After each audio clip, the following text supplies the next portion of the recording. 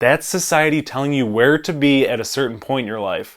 Don't listen and do what you can do.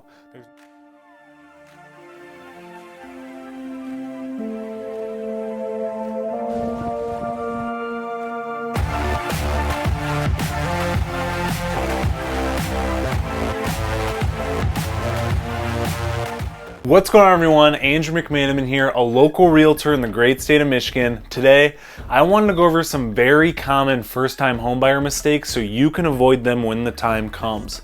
Let's jump right into it. Number one, probably the biggest mistake that first-time homebuyers make, and that's not getting mortgage pre-approval before you begin searching for homes. Believe me when I say this is a very easy mistake to make. I'm a real estate professional and I still lay in bed scrolling through house listings on my phone just for fun while dreaming with my eyes open. I mean, who doesn't? Searching for a home can be a better high than any drug in the world, especially when you find the perfect home. You can picture yourself pulling into the driveway every single day after a long, brutal day at work and still smile ear to ear because you can call this place your home. So many memories in the making and a place to build your family. But after getting pre-approved, the home is way out of your budget and the little fantasy in your head vanishes.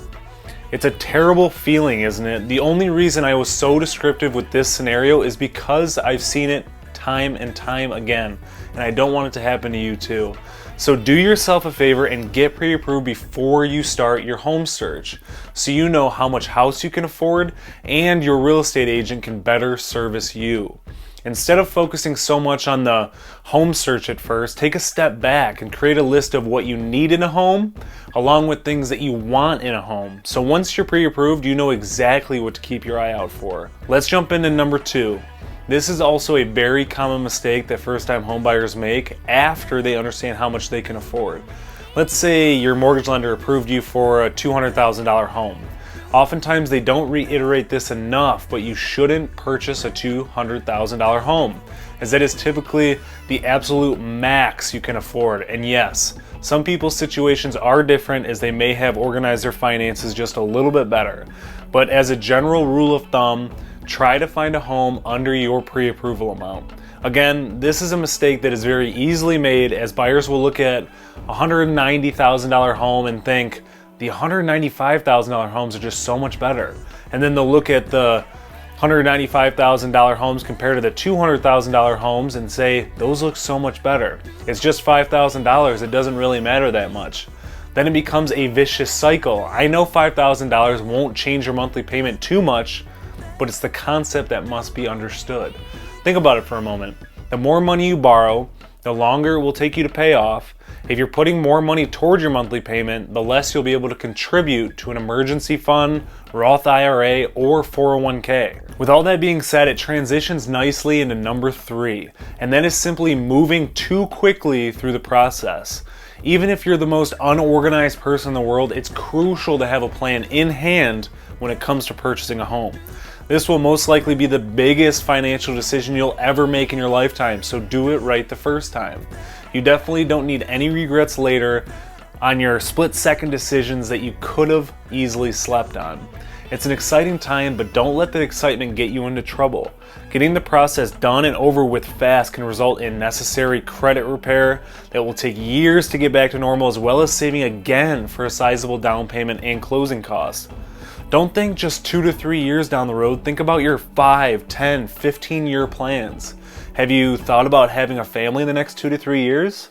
You might want to focus on getting a home with a little extra space so you don't have to make another move in the near future. Are you getting a promotion to a new position in the next year that relocates you across town? Find a happy medium location so the commute doesn't become an inconvenience. That doesn't mean you should go through the process slow and wait around for the perfect home that checks all the boxes on your needs and wants list. There will be trade-offs, and that is something that you need to accept. You could end up overpaying for a home if you wait too long, as well as lose out on the chance of getting a lower interest rate because you decided to wait for what the real estate industry calls a unicorn or perfect home. The homes you're passing up could be a great price and even better location, but the basement just didn't have enough room for that pool table. I would suggest adding an additional column to your needs and wants list called compromises. you need to make some during the home search. Number 4, something I've seen countless times as well, and that's getting tunnel vision on a home without acknowledging what's going on outside that tunnel. You found the perfect house and you became so fixated on the fact that it checks off most, if not all, your wants and needs. That's great, but what you fail to realize is that the home is in a location with the highest crime rate, off the busiest road in the city, and the schools are rated a D-. This goes right along with the point of planning ahead. If you're thinking of having a child, this may not be the best home for you. Aside from visiting niche.com to see the rankings and reviews of neighborhoods in cities you're thinking of moving, consider making a trip during the day and see if there are children playing outside or strollers being pushed around the neighborhood, because there's truly no one that knows the area best than your neighbors. And if they feel comfortable with these activities, that's definitely something to see and consider.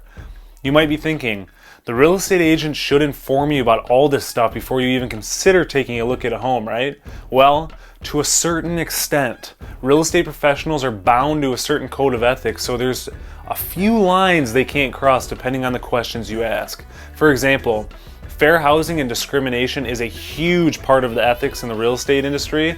So if you're questioning race, religion, sex, skin color, family status, or nationality, a real estate professional will most likely not give you that direct answer you're looking for. All right, jumping to number 5. I've mentioned a little bit about this already, but it's about budgeting correctly for closing costs and new home expenses. It goes back to the importance of planning. If there's one thing that you take away from this video, I hope it's the importance of planning. When it comes to saving for a home, first-time homebuyers think about the down payment percentage and a couple $1,000s toward miscellaneous closing costs or something like that. But what about the new expenses you may have not budgeted for, like the sticker shock items of utility bills, trash removal and recycling, property taxes, homeowners insurance, outdoor maintenance and equipment, maintenance and repair, and then the tools needed for home improvements, and of course furniture. A recent survey conducted by Bankrate found that on average a homeowner pays $2,000 on maintenance alone each and every year. So finding some cushion in your monthly payment is crucial, especially to your wallet. I know this process seems to be a pricey one, but it could get a lot more pricey if you aren't aware of the expenses early on in the process. If you have a savings goal in mind and think you'll just take a nice trip to Mexico with what's left, think again.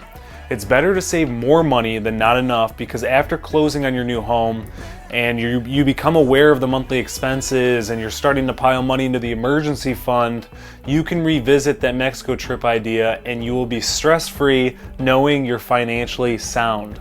And lastly, number 6, which truly ties into every single point I've made so far, and that is draining your savings account. There are so many resources out there claiming to have the best tips for first-time home buyers by telling you to save for a 20% down payment so you can avoid paying private mortgage insurance, but then they tell you not to drain your savings account on a down payment. What? Do they think money grows on trees? What if you want to buy a perfect $225,000 starter home in your market? A 20% down payment on that is $45,000, and that doesn't include closing costs or any new homeowner expenses. It's almost like they assume you have a significant other already that you can combine savings with when the time comes. And of course, you both happen to climb the corporate ladder already at the prime age of 23. A little discouraging to hear, isn't it? That's society telling you where to be at a certain point in your life. Don't listen and do what you can do. There's no reason to stretch yourself thin like that. If you have to put the minimum down and shop at Dollar General for your silverware and plates, so be it, as long as you're happy. If all of this just seems to be incredibly stressful, don't you worry. I have a few resources linked in the description of this video to help you throughout the process. Homeownership is in your near future, I know it.